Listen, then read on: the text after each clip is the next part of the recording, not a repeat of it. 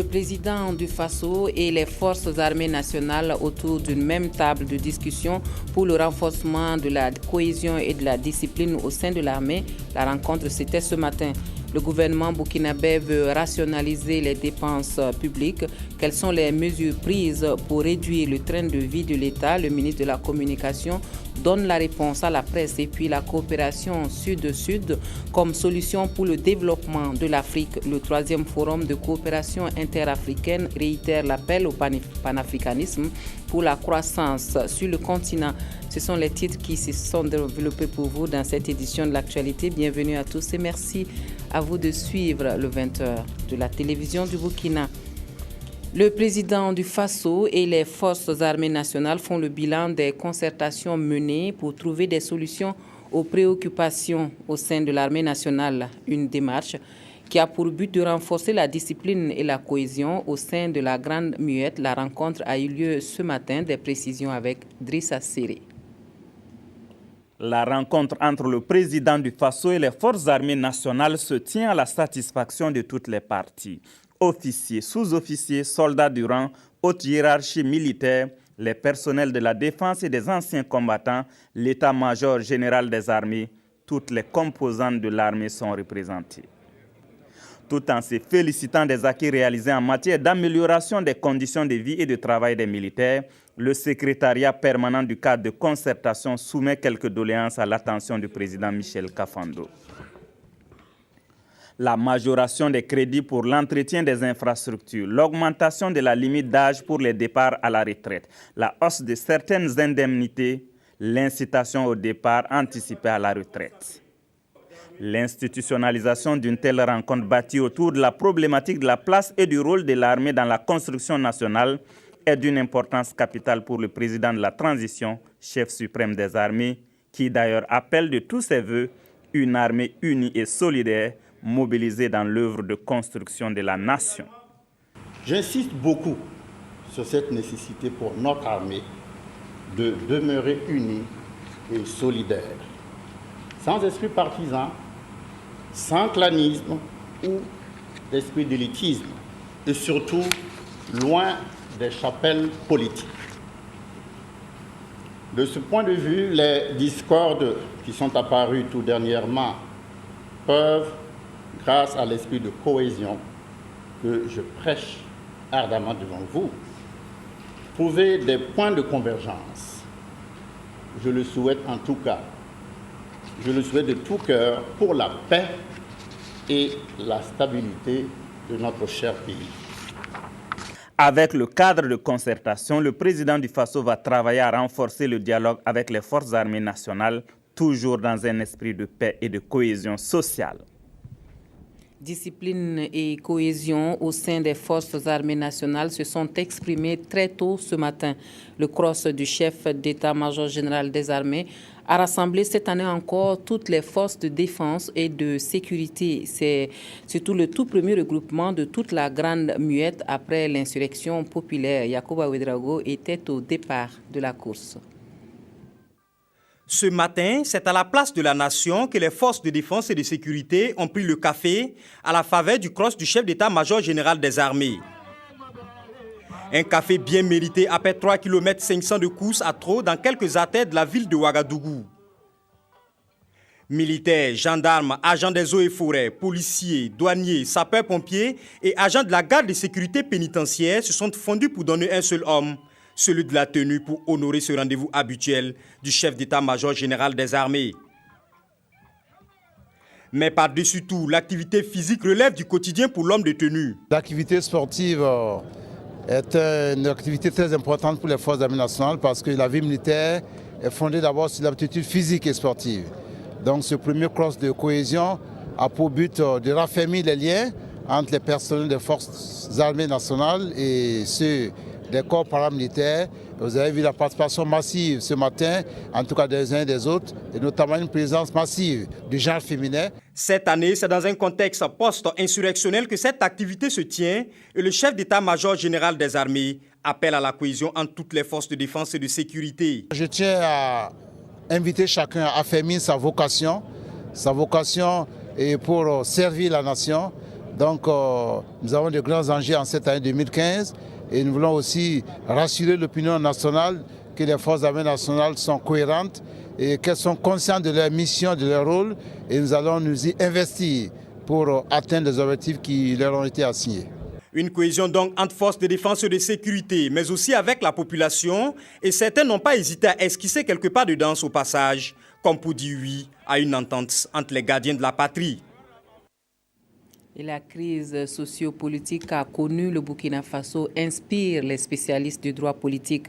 Un colloque se tient à Ouagadougou sur la constitution burkinabé en vue des réformes constitutionnelles. On pense à laisser un héritage normatif et institutionnel à la postérité. Yolande Lompo. Ils veulent laisser à la postérité un héritage normatif et institutionnel dont tous seront fiers. Réunis dans cette salle, les spécialistes du droit et les organisations de la société civile planchent sur la constitution burkinabé. Ce colloque sur le renouveau du constitutionnalisme burkinabé vise à limiter les pouvoirs des gouvernants de sorte à empêcher le despotisme et l'arbitraire. Il y a eu interruption dans l'ordre constitutionnel à un moment donné. Donc, repartir sur la nouvelle base d'une nouvelle constitution, ne serait-ce que celle qui, soit qu'elle sera modifiée, soit qu'on va écrire notre constitution, ce serait un départ pour un constitutionnalisme, c'est-à-dire l'acte par lequel on fonde un État sur le droit. Les conclusions issues de cette rencontre devront s'adapter aux conditions du moment pour assurer la sécurité des citoyens. Ce temple du savoir a été la base pour l'élaboration de nombre de textes aujourd'hui très importants pour notre pays. Ils vont certainement nous dire quel type de constitution il faut pour notre pays, quel type de conseil constitutionnel il faut pour notre pays, et je pense que ces résultats, au-delà du CNT, sont attendus par tout le Burkina. Ces réflexions qui se mènent après la relecture du code électoral devront sans nul doute contribuer à asseoir une démocratie véritable et empêcher qu'une nouvelle crise sociopolitique ne se reproduise au pays des hommes intègres. Et l'actualité culturelle, c'est la semaine du cinéma africain qui bat son plein dans la capitale burkinabé. Le ministre ivoirien de la Culture parle de la coopération culturelle entre son pays et le Burkina Faso avec le chef de l'État. Plus de 200 artistes et professionnels du cinéma sont présents au FESPACO 2015, signe de la bonne santé de la coopération culturelle entre les deux pays voisins et frères. Selon le ministre ivoirien, nous l'écoutons. La Côte d'Ivoire a toujours été présente au festival de FESPACO et nous le sommes encore davantage cette année puisque nous sommes venus avec des films sélectionnés et nous concourons également pour le Talon d'or du Yénéga. En matière de coopération culturelle, cette coopération entre la Côte d'Ivoire et le Burkina est fructueuse, elle est riche. Et dans le cadre du traité d'amitié Burkina-Côte d'Ivoire, la coopération culturelle est forte, elle est riche. La preuve est qu'au niveau du cinéma, les productions qui sont projetées aujourd'hui sur les écrans de Ouagadougou montrent bien que dans les films burkinabés, il y a des acteurs, des comédiens ivoiriens, et dans les films ivoiriens, il y a des acteurs et des comédiens burkinabés. Les équipes se partagent, les techniciens, aussi bien de Côte d'Ivoire que de Burkina. C'est bien la preuve que la coopération culturelle entre la Côte d'Ivoire et le Burkina se porte très bien. C'est ce que nous sommes venus traduire au-delà du message que le chef de l'État, le président Ouattara, m'a chargé de transmettre au président du Faso. Voilà, les propos du ministre ivoirien de la Culture ont été recueillis pour nous par Karim Patrick Namouano. Le groupe Canal+, lui, fait le point de ses futurs projets pour le Burkina Faso à Michel Kafando. Le groupe étudie plus sérieusement la piste d'un appui à la production cinématographique et le développement de l'économie numérique. Le président du groupe témoigne aussi au chef de l'État sa reconnaissance pour la tenue du 24e FESPACO, Moukoun Dabiri. Présent à Ouagadougou dans le cadre de la 24e édition du FESPACO, le président du groupe Canal+ est allé parler cinéma avec le président du Faso. Le groupe français est à la recherche des meilleures sélections pour agrémenter ses programmes. Parmi les solutions préconisées, l'appui à la production nationale. On est venu parler du développement économique de Canal+, et des perspectives de développement qui se présentent devant nous dans les années à venir. De notre volonté de nous impliquer plus et de financer davantage la production de cinéma et de fiction au Burkina. Le Burkina Faso avance vers le numérique. Cette révolution technologique implique un changement à différents niveaux. Et l'expertise de Canal+ pourrait servir à offrir une meilleure qualité d'image aux Burkinabés et à moindre coût. Mais il est vrai qu'il y a des classes populaires qui ont du mal à accéder à ces offres satellitaires parce que les coûts sont quand même un peu plus élevés que ce qui est possible de dépenser. Donc pour nous, il est important de combler ce manque et de pouvoir aussi offrir au public burkina vraiment populaire une offre de télévision qui soit de qualité, mais qui soit plus dans les montants qui peuvent être dépensés par ces foyers. Au président Michel Kafando, Jacques Dupuis s'est voulu reconnaissant pour la tenue de l'édition 2015 du FESPACO, malgré le doute qui planait sur son organisation. Et parlant de numérique, à croire que personne ne veut rater le rendez-vous du passage à la télévision numérique de terre que l'on prévoit pour 2015 au Burkina Faso. Le point de vente TNT sur le site du MICA a été l'attraction du jour. C'était sur le site du CIAO ce matin et les promoteurs, visiblement, ont su saisir le bon moment. Le constat se place avec Estelle Judith Assogba. C'est ici, au siège du CIAO, qu'est basé le marché international du cinéma africain, MICA, un salon ouvert aux professionnels du cinéma. À notre passage hier 4 mars, aux environs de 10h30 sur le site, nous nous sommes retrouvés dans une situation de désordre. Difficile de se frayer un passage. Les agents de la sécurité sur les lieux avaient du mal à instaurer l'ordre et la solution toute trouvée, c'est la fermeture de la porte d'entrée. Bloquer les gens qui ont les badges pour rentrer, ils ne peuvent pas rentrer, ce n'est pas intéressant, pas du tout. Nos visiteurs sont bloqués dehors, ils n'ont pas accès à la salle et ça franchement, ça ne nous plaît pas. Une dizaine de minutes plus tard, nous avons pu accéder au salon et aussitôt, nous avons approché la déléguée artistique du MICA pour en savoir davantage. Le marché, c'est pour les professionnels.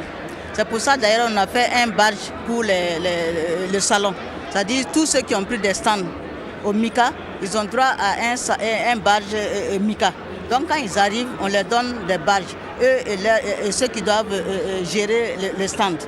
Maintenant, il se trouve que il y a un exposant, Africom, qui a pris un stand. Et c'est justement, ils sont arrivés. Nous, on a cru que c'était pour venir expliquer un peu comment ils travaillent. À notre grand étonnement, on voit que c'est des commerçants qui viennent pour acheter les décodeurs. Bon, on s'est dit, ça c'est pas un problème. Mais le problème, il faut qu'on s'organise. On leur a proposé qu'ils n'ont qu'à laisser les gens là dehors, qui rentrent par petits groupes, pour que l'affluence, les gens ne soient pas attroupés devant les stands. Parce que toute l'allée où ils sont là, ça a été obstrué hier. J'ai fait appel à la police pour qu'on vienne mettre de l'ordre. Une situation qui crée un désagrément aussi bien pour les professionnels du cinéma que pour les exposants. Ils se plaignent, ils ont raison. Moi j'ai payé comme vous. Il y en a même qui ont payé plus qu'eux. Et on n'arrive même pas à atteindre les stands parce qu'on obstrue le passage. On ne savait pas que ça allait se passer comme ça. Si on avait su, on n'allait même pas oser même leur donner le stand. Pour remédier à cette situation, la déléguée artistique du MICA propose que Africom s'installe hors du salon. Une solution que partagent certains exposants. La dernière solution, j'ai dit, on va avec le CIAO, ils vont nous ouvrir un de leurs guichets dehors. On va les envoyer là-bas et maintenant les stands restent, mais que quelqu'un reste, même si c'est 2 personnes qui restent pour expliquer effectivement aux autres là ce qu'ils font. Au moment où nous quittions les lieux, aux environs de 12h30, la situation ne s'était pas améliorée pour que les activités se déroulent normalement pour tous au MICA. Voilà, pour cette ambiance difficile au MICA. Présent au Burkina Faso dans le cadre du FESPACO, le président du groupe d'amitié Burkina-France et par ailleurs député socialiste a rendu visite au président du Conseil national de la transition. Une occasion pour une prise de contact avec les nouvelles autorités burkinabées. Écoutons le parlementaire français à sa sortie d'audience. Je suis venu évidemment à l'occasion du FESPACO, mais surtout pour prendre contact avec les nouvelles autorités du Burkina Faso, puisque je suis depuis 7 ans président du groupe d'amitié France-Burkina Faso à l'Assemblée nationale. J'ai donc beaucoup d'attachement au peuple burkinabé et à ce pays que j'aime beaucoup. Et compte tenu des changements, il y avait nécessité de rencontrer les dirigeants du Burkina Faso pour voir comment se passe la transition, les perspectives de l'élection d'octobre et le fait que ce pays doit retrouver sur le plan économique, social et politique la plus grande stabilité possible et le meilleur développement possible. Et la France est prête visiblement à aider le Burkina dans toute cette période. Le député français s'exprimait au micro de Sylvestre Da. La réduction du train de vie de l'État était le seul point à l'ordre du jour du point de presse du gouvernement ce matin. Dépenser utile et moins cher, ce sont les maîtres mots de cette démarche. Le ministre de la Communication donne de plus amples informations aux journalistes. Sylvestre Da, Draman Guéné. Face aux hommes de médias, le gouvernement explique que la trentaine de mesures de réduction de train de vie de l'État qu'il vient d'adopter vise l'efficacité et l'efficience dans la gestion de la chose publique. Une quête entamée avec l'adoption du budget de 2015. Le budget s'établit en dépenses à 1804 milliards de francs CFA et est dit d'austérité, c'est-à-dire réaliste, bâti autour des moyens réellement mobilisables. Qui est concerné par ces mesures? Il faut dire d'emblée que cette mesure concerne toutes les entités publiques, pas seulement l'administration centrale, mais également ses démembrements. Je pense notamment aux établissements publics de l'État, ainsi qu'aux collectivités territoriales et toute autre entité recevant donc des deniers publics. Au nombre de ces mesures, on peut citer la réduction des véhicules de service et la rationalisation de leur affectation, la pratique de covoiturage, la diminution des sorties de groupes de travail hors de Ouagadougou, l'amélioration de la gestion des biens mobiliers et immobiliers de l'État, la suspension du financement de certaines activités par l'État, le suivi de la masse salariale. Il ne s'agit pas ici donc de toucher aux avantages acquis par les travailleurs, mais il s'agit d'éviter que des agents, du fait du manque de rigueur dans le contrôle, dans le respect de certaines procédures, ne soient amenés à percevoir durablement des sommes indues. Il y a une réflexion sur l'instauration de la journée continue, donc qui va profiter non seulement donc, à l'État, mais également aux fonctionnaires, vu les distances à parcourir qui sont de plus en plus grandes, vu le coût de l'énergie qui est de plus en plus cher. Les attentes du gouvernement sont que certaines de ces mesures produisent des effets immédiats et d'autres dans le moyen et long terme.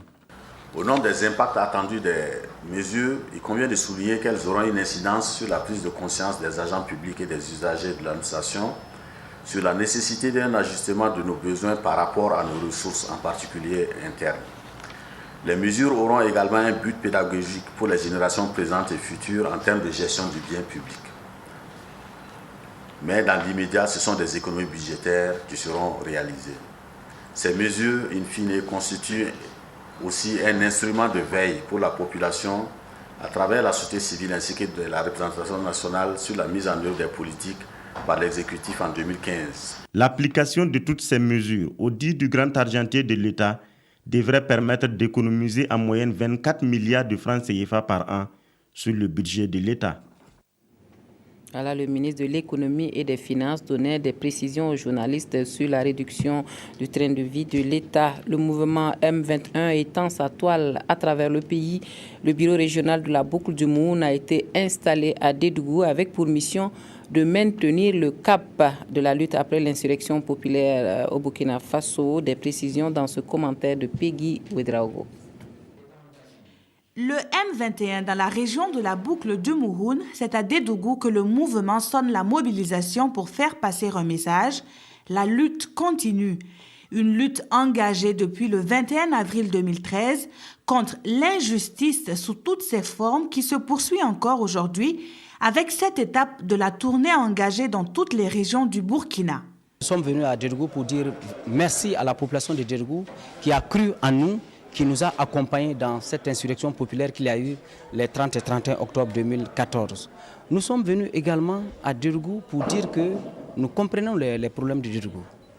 Mais comment les aider? Donc, il faut une direction régionale. Nous sommes venus installer la coordination régionale de Dirgou. Nous sommes venus également leur dire, prenez vos responsabilités et prenez la décision d'accompagner Dirgou. Des échanges, il y en a eu avec les sympathisants du mouvement, notamment sur la transition en cours au Burkina.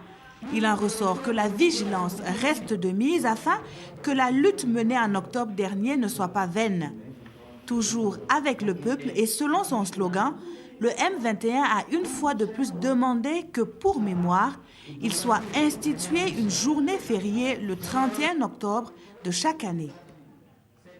Les Africains, plus que jamais convaincus que la coopération Sud-Sud est la solution aux problèmes de développement en Afrique. Le 3e forum de la coopération interafricaine à Tunis a encore servi le discours du panafricanisme pour impulser la croissance économique sur le continent. Le forum est une initiative de Mediapresse qui plaide pour une Afrique unie. De retour de Tunis, le compte-rendu de nos envoyés spéciaux Saratou Sissé et Moumouni Soubega. À ce 3e forum de coopération interafricaine, universitaires, communicateurs, politiques, économistes et industriels ont reconnu unanimement que l'Afrique doit compter sur ses propres forces pour se développer. Avec la diversité de ses potentialités et le dynamisme de sa population, bon nombre d'analystes estiment que la coopération Sud-Sud est la seule voie pour sortir le continent de sa dépendance vis-à-vis des autres. Des anciens présidents africains, depuis longtemps, ont toujours parlé de ce panafricanisme, c'est cette nécessité de pouvoir parler d'une même voix ou de pouvoir travailler ensemble. C'est un constat malheureux que de nos jours, oui, effectivement, les États africains ne travaillent pas beaucoup, que la coopération, même sur le plan commercial interne, interafricain, ne soit pas très active, et que aussi, même sur le plan sécuritaire, qu'il y ait quand même assez de difficultés, parce que jusqu'à encore aujourd'hui, on n'a pas encore résolu le problème de la libre circulation des personnes et des biens. La présence de Bordeaux a tout son sens puisque, comme vous le savez, Bordeaux est une ville africaine. Et donc pour moi, qui suis élu local bordelais, participer à une telle réflexion panafricaine, j'allais dire, une réflexion initiée, organisée et animée par des Africains, c'est vraiment une excellente initiative. La Tunisie, elle, dit être prête et disposée à partager son expertise sanitaire, agricole et énergétique avec le reste du continent. Nous avons déjà quelques relations, quelques coopérations avec un certain nombre de pays, tant au niveau de l'expertise qu'au niveau de l'exportation de produits tunisiens. Je cite l'expertise au niveau de la compétence en la maîtrise de l'eau, de développement des infrastructures hydrauliques, de l'eau potable, également de l'exportation de produits tunisiens. Comme aux éditions précédentes, le message du directeur de Mediapresse, l'initiateur du Forum de coopération interafricaine, est resté le même. L'Afrique, c'est le lendemain de l'humanité et croire en elle, c'est aussi croire en un avenir meilleur. Notre objectif maintenant, c'est de réaliser cette coopération. C'est l'avenir de tous les pays d'Afrique. Une Afrique sans frontières, sans visa, mais aussi où nous devrons développer ensemble cette coopération dans tous les domaines. Nous sommes capables, nous disposons de compétences. C'est notre devoir pour les générations futures. Le sous-développement des infrastructures, l'insuffisance et la couverture médicale et le déficit de la formation ont été identifiés comme étant les principaux obstacles à la croissance du continent. Tous ont donc convenu de la nécessité de relever ces défis dans le panafricanisme afin de permettre à l'Afrique de s'assurer un développement économique et social durable. Au Burkina Faso, la coalition contre la vie chère réagit par rapport à la baisse du prix des hydrocarbures. 50 francs CFA en moins, c'est bien, mais pas assez significatif pour la CCVC qui maintient que le gouvernement peut aller jusqu'à 150 francs CFA. La coalition informe par la même occasion qu'une grève est prévue pour le 8 avril prochain pour obtenir satisfaction. Zalissa Sanfo. Autonomisation économique des femmes, accès à la formation professionnelle et à l'emploi. C'est le titre de la leçon que le ministère de la Promotion de la Femme et du Genre s'apprête à donner ici à l'ensemble de tous les participants. Il s'agit de faire une analyse approfondie de la situation de la femme sous les angles de son accès aux documents administratifs, à la formation professionnelle et à un emploi décent. C'est la 3e année consécutive que le Burkina Faso s'attarde sur la problématique liée à l'économie des femmes. Et pour les premiers responsables, cela se justifie par le fait que du manque d'autonomisation économique découlent tous les problèmes des femmes burkinabées. À l'issue de toutes les communications qui vont être livrées ici, le département en charge de la promotion de la femme espère que les partenaires techniques et financiers vont s'accorder sur des stratégies adaptées pour une autonomisation économique des femmes du Faso. Là, c'était là le ministère de la Promotion et de la Femme qui décortiquait le thème de la Journée internationale de la femme, donc un panel qui a servi de cadre pour justifier le choix de ce thème et les objectifs recherchés. C'est un reportage qui était signé Zalissa Sanfo. Nous allons essayer de parler maintenant de la réaction de la coalition contre la vie chère par rapport à la baisse du prix des hydrocarbures. 50 francs CFA en moins, c'est bien, mais pas assez significatif donc pour la CCVC qui maintient que le gouvernement peut aller jusqu'à 150 francs CFA. La coalition qui informe par la même occasion qu'une grève est prévue pour le 8 avril pour obtenir satisfaction. Nous suivons Zalissa Sanfo. Insuffisante. C'est l'adjectif utilisé ici par la Coalition nationale contre la vie chère CCVC pour qualifier la baisse totale de 50 francs CFA consentie par le gouvernement de transition sur le prix du litre de carburant à la pompe. Cette baisse-là, estime la CCVC, est en deçà de ses attentes.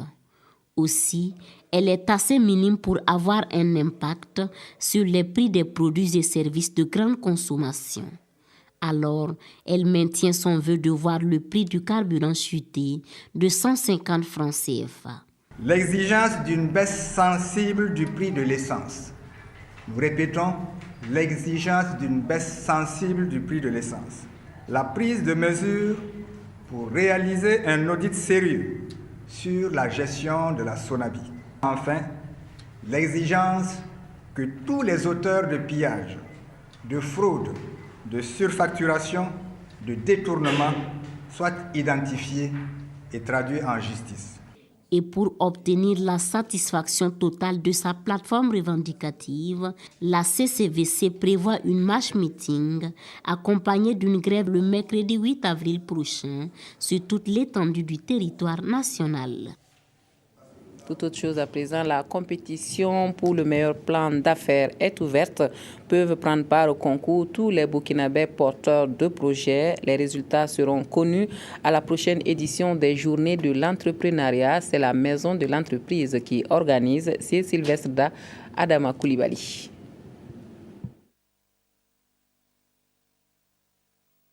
Projection PowerPoint à l'appui, le comité d'organisation des journées de l'entrepreneuriat burkinabé explique aux entrepreneurs, aux autorités et aux partenaires techniques et financiers comment va se dérouler la compétition des plans d'affaires COPA 2015 qui a démarré ce mardi 3 février. Les compétitions sont ouvertes à tous ceux qui ont des projets d'entreprise, excepté bien sûr le commerce achat-vente, et qui veulent des accompagnements, aussi bien au niveau technique qu'au niveau financier. Au-delà des prix, nous mettons en place un dispositif d'accompagnement, aussi bien en termes de gestion et de suivi des activités.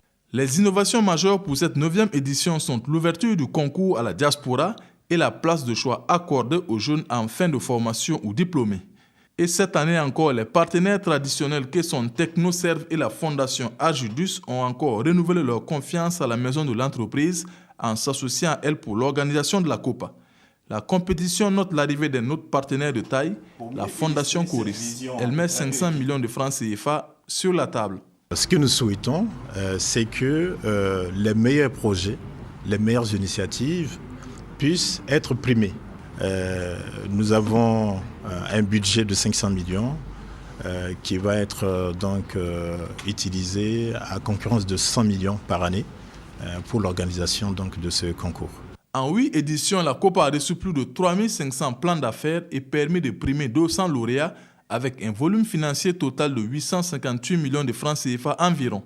La 9e édition qui s'est ouverte ce 3 mars va connaître son épilogue le 15 juin prochain lors de la nuit de l'entrepreneuriat, nuit au cours de laquelle les meilleurs plans d'affaires vont être primés. Une délégation du médiateur de la Wallonie-Bruxelles a visité la RTB ce matin. Les échos des saccages à la télévision nationale lors de l'insurrection populaire de fin octobre 2014 ont fait le tour du monde et les visiteurs du jour ont voulu se faire une idée précise de la situation qui prévaut à la chaîne publique. Leur curiosité est satisfaite. Ils ont pris des engagements pour défendre la cause de la RTB auprès des pouvoirs belges. Moumouni Soubega. 2 motifs ont conduit la délégation du médiateur de la Wallonie de la Fédération Wallonie-Bruxelles dans les locaux de la RTB. Elle a voulu s'imprégner de la situation actuelle de la télévision nationale et en savoir plus sur ce que les responsables envisagent pour répondre aux attentes du peuple. La télévision officielle au Burkina Faso a été particulièrement visée dans le cadre de l'insurrection. Je pense qu'il était important de venir écouter ce qui avait suscité cette perte de confiance qu'avait le peuple burkinabé dans sa télévision et de voir comment aujourd'hui la nouvelle direction, les nouveaux acteurs de la télévision publique pouvaient agir pour justement rendre la confiance à l'ensemble du peuple burkinabé qui doit être informé de la manière la plus correcte où qu'il se situe sur le territoire du pays. Après avoir échangé avec le directeur de la télévision nationale, Louis Houlon, la délégation a visité les différents services. Malgré les réflexions, les stigmates de l'insurrection sont encore visibles par endroits.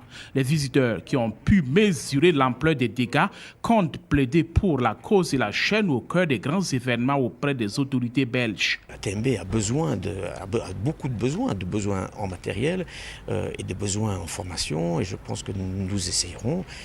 Mais là je m'exprime de manière très globale, mais en tout cas de faire passer les messages pour que notre pays, pour que la coopération belge, pour que d'autres acteurs en termes de coopération puissent agir et vous apporter l'aide et le soutien nécessaire. Pour le porte-parole, la RTB est un outil capital dans le processus démocratique au Burkina. La délégation est présente au Burkina dans le cadre d'une mission d'observation et de coopération avec le médiateur du Faso. On fait un dernier tour d'horizon des journaux de la place pour finir. La loi anti-corruption adoptée par le CNT a été relayée par tous les quotidiens. La revue de presse, c'est avec Jacques Lamissa Tarpaga. Le Burkina Faso s'est doté d'une loi anti-corruption, 81 voix pour et une abstention, titre aujourd'hui au Faso. Le quotidien nous fait remarquer que le délit d'apparence, si cher à l'ancien député Laurent Bado, est désormais pris en compte dans cette loi. Quiconque ne peut raisonnablement justifier l'augmentation de son train de vie au-delà d'un seuil fixé est puni d'une peine d'emprisonnement de 2 à 5 ans. Le journal du soir pense que c'est une belle loi dans une république comme le Burkina Faso, mais notre confrère estime que ceux-là qui sont passibles de sanctions sont en général intouchables dans la république. Cela est connu, affirme le soir. La secte Boko Haram fait encore parler d'elle. Aujourd'hui au Faso, on fait une double réflexion. Était le chacal, le Waterloo de Boko Haram se précise. Seul un débit peut se permettre de telles paroles et être écouté, écrit le journal. Mais la mort du chef Chekaou seul ne mettra pas fin aux activités de la secte, est convaincu le quotidien. Dans son édito, cette fois aujourd'hui au Faso, nous fait croire que Boko Haram utilise désormais les mêmes méthodes que l'organisation de l'État islamique pour communiquer. La dernière sortie cinématographique de la secte a montré une facette différente. Un sous-titrage en français a en effet accompagné l'effet sonore du genre hollywoodien et les images macabres d'un film tourné par des mauvais et sinistres réalisateurs, nous dit le journal. Une méthode qu'affectionne l'organisation de l'État islamique et cette guerre des esprits fera autant de rage que celle des corps, prévient aujourd'hui au Faso. Le pays, lui, fustige le comportement des autorités nigérianes qui donnent le droit de poursuite sur son territoire uniquement aux soldats tchadiens. Les soldats camerounais, eux, sont bloqués à leurs frontières. Il y a une certaine méfiance du Nigeria vis-à-vis de son voisin camerounais. En définitive, le pays pense que consciemment ou inconsciemment, Goodluck continue de faire le jeu de Boko Haram, car l'on ne sent pas le même engagement ni la même détermination du Nigeria à en découdre avec Aboubakar Shekau. Voilà, c'est tout pour l'actualité dans cette édition. Merci à vous de nous avoir reçus chez vous. Très bonne soirée à tous et à toutes.